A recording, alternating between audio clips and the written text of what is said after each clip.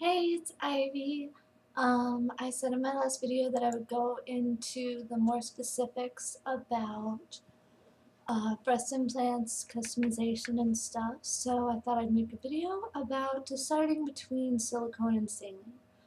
Well, first of all, this can be one of the biggest decisions you make aside from size. So one thing that definitely needs to be said is there is a big difference between what was once considered silicone breast implants and what is now considered silicone breast implants. I know there's a lot of scare about how they used to be made, and I hope to put some of those fears to rest right now. Um, pardon me, just ate. Well, basically, back in the day, like in the 90s and stuff, the silicone breast implants were filled with silicone that was essentially the consistency of like molasses or honey. So when you would cut it open or when it would rupture, it would leak out and get everywhere and cause problems, apparently. There's a lot of controversy over whether or not it actually caused health issues or it was just messy. And so, since I technically, cannot say whether or not it actually caused health issues because I'm not a doctor, you'll find a lot of different things online. Women swearing that it did, women swearing that it didn't, doctors swearing that it didn't.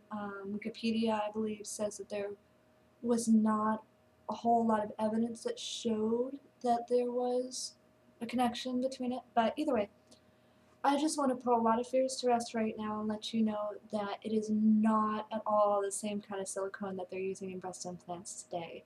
What they're using these days is what's called cohesive silicone gel, and it is more, it kind of varies depending on which sort of implant you get, but it can go from basically the consistency of like jello to to cutting a gummy bear in half. They actually have this kind of implant called the gummy bear implants. Um, to the best of my knowledge, I don't know if it's 100% up to date, but to the best of my knowledge, you cannot in America get gummy bear implants that are round. I believe here in America they still only have made them available in anatomical shape, which is the whole teardrop, the natural shape. Um, I might be wrong about that, but I know there was at least one point semi-recently where that was the case. I know in Europe they do have them available in round. Um, Basically, you can look up videos here on YouTube where if you cut a cohesive implant in half, a silicone gel cohesive implant, you'll see that none of the silicone will actually leak out. It stays true to form.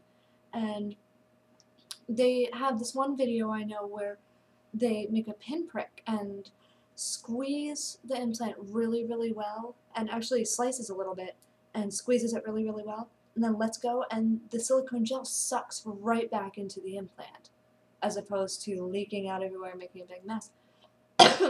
And in this video, he actually showed one of the old silicone breast implants made a puncture wound, and it just oozed out.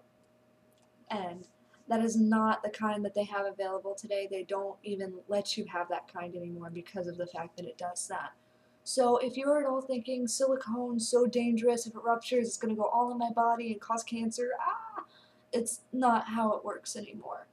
There is some are saying these days that actually the silicone can be even more safe than the saline. It's completely up for debate. Not out to offend anybody. Completely up for debate, but because it has been known to in saline implants for microbiotics, like not microbiotics, microorganisms, like fungus essentially or bacteria, to grow inside of the implant, and then on the occasion that a saline implant will rupture, it releases into the body and can make you sick. This is what I've found in my studies. But In any case, I can't say that I've ever known anybody who's had that happen, but there are a few things that I can tell you absolutely for a fact. Um, is that if a saline implant does rupture, basically what will happen is, let's say I have saline implants and one of them ruptures and the other one does not. Well, it will take about 24 hours, about, give or take, for that whole thing to completely inflate, and then I've got one booby out to here and one just wham. That can happen. And with a silicone implant, basically that will not really happen. If you get a rupture, you probably will not notice for a very, very long time unless you get an MRI or get it checked out by a doctor. And a lot of women find that a more attractive thing, but there are women who are still scared to have quite such a foreign object such as silicone in their bodies, so they would still choose saline. It's up for, it all depends on you and what you want. Silicone breast implants are much better for women like me who are starting out with like pretty much no breast tissue, because of the fact that it will look a lot more natural, especially if you get it done under the muscle. Um, Saline, on the other hand, most doctors will tell you that they don't recommend saline implants for women with little to no breast tissue. Well, no, but you know what I mean. With little breast tissue, because it will look very unnatural, it will not be particularly attractive, and you will get lots of rippling.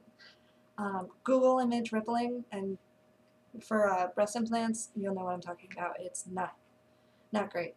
But, oh, sorry, I got a text message. But yeah, I've got a Zelda tone for my text messages because I'm a dork. But anyways, sorry. Anyways, so I'm personally getting silicone. At first, I was absolutely convinced that I would only be comfortable with saline because of the stuff I had heard about silicone. But after doing a lot more research and looking at a lot of photos, I really preferred the way silicone looks. Now, if you're wondering about how it feels, this does not make me look perfectly innocent, but I have felt, I have felt both kinds. I have a lot, like I said before, I have a lot of friends who have breast implants. I've grabbed them, bad Ivy, but I've grabbed the saline and I've grabbed the silicone, and I prefer the feel of the silicone, definitely.